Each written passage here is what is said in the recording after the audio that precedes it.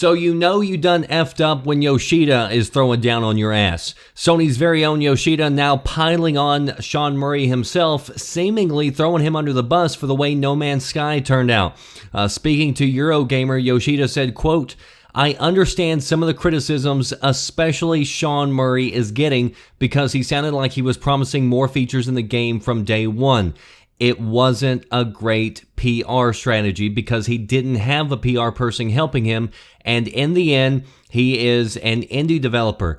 He goes on to say, when asked if he thought the game may have hurt the PlayStation brand, he says, quote, "I am super happy with the game actually, and I'm amazed with the sales the game has gotten, so I'm not the right person to judge if it has harmed the PlayStation brand. I personally don't think so. If anything, I am proud that people can play No Man's Sky on PS4 as well as PC." So in other words, what Yoshida is really saying is, Sean, that poor dumb SOB, really didn't have a clue what he was doing. I know that he flat out lied to you. He overpromised, he underdelivered, but hey, to tell you the truth, we couldn't be happier with the game because we sold a shit ton of copies at $60 a pop, and you all bought it, and we're rolling in the money. Now, for Sean Murray, who hasn't been on Twitter since August the 18th, right up until the launch day of No Man's Sky, he was sitting there pretty much being a Twitter addict. I mean, he would sit there and tweet every single day, usually multiple times a day,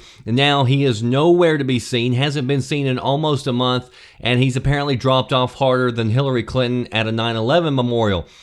So, believe me, Sean deserves plenty of backlash for his part. For his straight up lying about what was in the game and then disappearing when the shit hit the fan without giving you any sort of explanation. But I don't think that Sony should get a free pass here because, it was Sony who said they were going to market this game like a AAA title even though it was an indie. It was Sony who was behind the marketing. It was Sony who published the physical disc.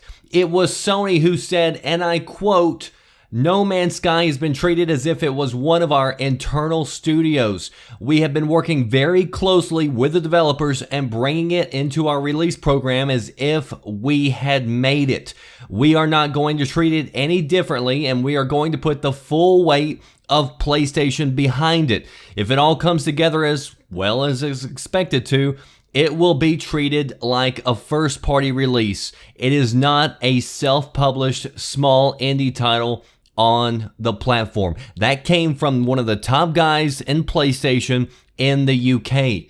So it was also Yoshida who was putting out commercials and videos showing him sitting down with, Sean playing the game, pretending like he's having the time of his life while he's walking around, shooting rocks and mining for hours at a time.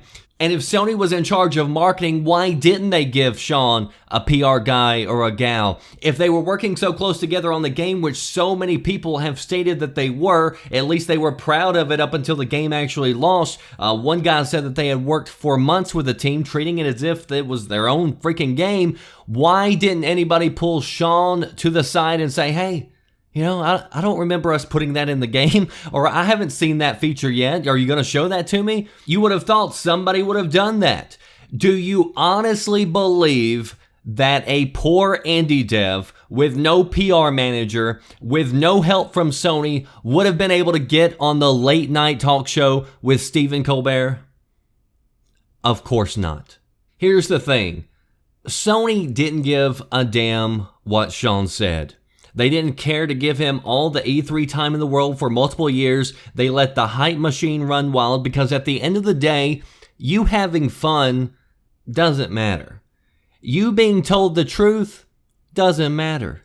The only thing that matters is that they get your $60 and then they can say, "Sorry, no refund for you." Just read the little small print there.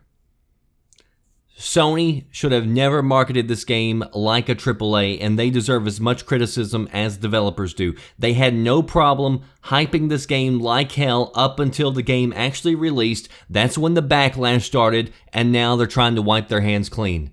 And nobody is free from this mess. That does it for me, The Red Dragon. I'll see you next time. Thanks for watching. Are you listening? Damn.